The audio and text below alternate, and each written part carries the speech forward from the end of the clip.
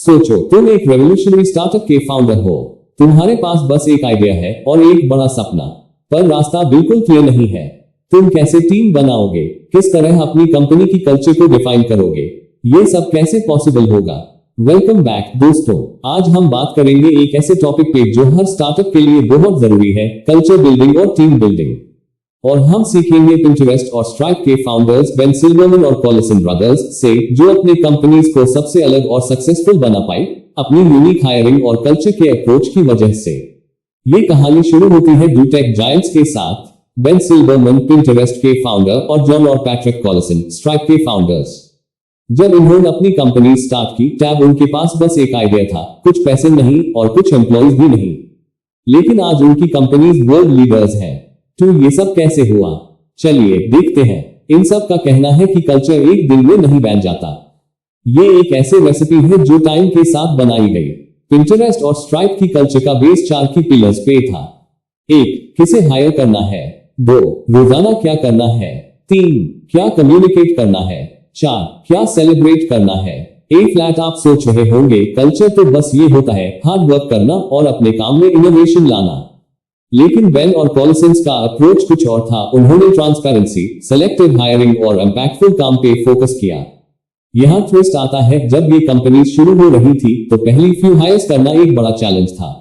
Imagine करो, Ben को अपने पहले एम्प्लॉइज चाहिए था, लेकिन लोग उसके विजन पर ट्रस्ट नहीं कर रहे थे। एक बंदा तो ऐसे था जिसे उसके दोस्तों ने कंपनी ज्वाइन करने से रोक दिया। क्या आपको लगता है उसने ज्वाइन किया? हाँ, उसने ज्वाइन किया और आज वो बंदा पिंटरेस्ट में काम कर रहा है। पहले 10 एम्प्लॉइज काफी क्रूशियल थे। ये बस एम्प्लॉइज नहीं, ये कंपनी के फ्यूचर का फाउंडेशन थे।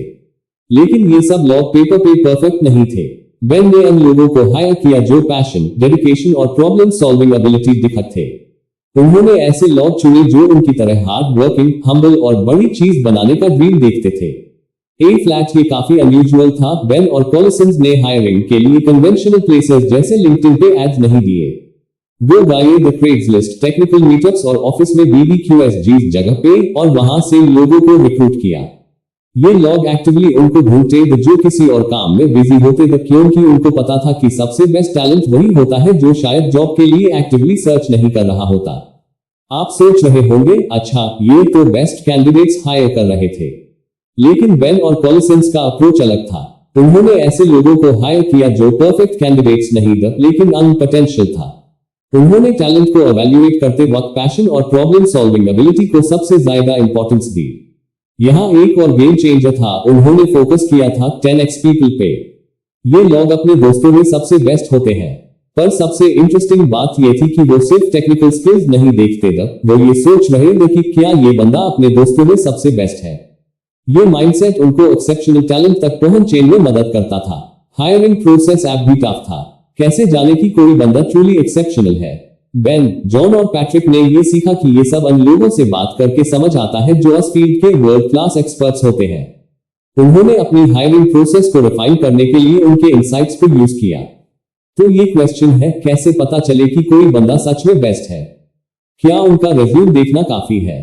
नहीं, बेन और कॉलिसन का कहना है कि ये सब पैशन और प्रॉब्लम सॉल्विंग स्किल्स पर डिपेंड करता है। ये लोग रॉ टैलेंट को वैल्यू करते थे। उन्हें लगता था कि अगर बंदा पैशनेट है तो वो कुछ भी कर सकता है। फ्लैट जब कंपनी ग्रो कर गई, एक और चैलेंज था, कैसे एक क्लोज निट कल्चर को मेंटेन किया जाए जब टीम हंड्रेड्स, थाउजेंड्स तक बदल जाए। ये कोई आसान टास्क नहीं था, लेकिन स्ट्राइप और पिंटरेस्ट ने इस चैलेंज को फेस किया। वो ट्रांसपेरेंसी को इंपॉर्टेंट बने थे। स्ट्राइप में सब एम्प्लॉइज को कंपनी की डेटा एक्सेसिबल थी और सबको अपने आइडियाज शेयर करने का मौका मिलता था। जब कंपनीज बढ़ती हैं तो माइक्रो मैनेजमेंट का रिस्क होता है, लेकिन बेन और कॉलिसन ने ये समझा कि अगर टीम्स को ऑटोनॉमी मिलेगी तो वो अपने काम में बेहतर परफॉर्म कर सकेंगे। पिंटरेस्ट और स्ट्राइप में टीम्स को एम्पावर किया गया ताकि वो अपने गोल्स को अचीव कर सकें। ये एक इंटरेस्टिंग पॉइंट है। बेन और कॉलिसन ने कहा कि स्टार्टअप्स का अनसर्टेनिटी हाई सबसे बड़ा अट्रैक्शन है।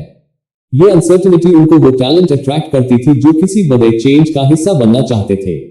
पर ये बात समझना जरूरी था कि ये लोग कभी स्टेबिलिटी नहीं देखते, उनको रिस्क लेना पसंद था। एक और प्रॉब्लम जो स्टार्टअप्स फेस करते हैं वो है कैसे सबको डिफिकल्ट प्रॉब्लम्स पे फोकस करने के लिए मोटिवेट किया जाए। बेन और कॉलिंस ने ये क्लियरली बोला कि अगर आपको स्टार्टअप ज्वाइन करना है तो ये रिस्क होगा, लेकिन अगर सक्सेसफुल होते हैं तो आप दुनिया को बदल सकते हो। तो सबसे इंपॉर्टेंट लेसन ये है, टीम बिल्डिंग और कल्चर क्रिएटिंग एक कंटिन्यूअस प्रोसेस है। सिर्फ बेस्ट टैलेंट को हायर करना नहीं, उनको अपने मिशन में इन्वॉल्व करना जरूरी है। जब आप सही लोग हायर करते हो और उनको राइट एनवायरनमेंट देते हो तो आप अपनी कंपनी को कुछ एक्सेप्शनल बना सकते हो। आपने किस तरह से अपनी टीम को बिल्ड किया है और क्या आप अपने स्टार्टअप कल्चर को इवॉल्व कर रहे हो? अगर आपको ये वीडियो अच्छा लगा हो तो लाइक, शेयर और सब्सक्राइब करना ना भूलें। और हमेशा याद रखें, हर ग्रेट कंपनी की स्टार्ट एक ग्रेट टीम से होती है। Keep building, keep growing.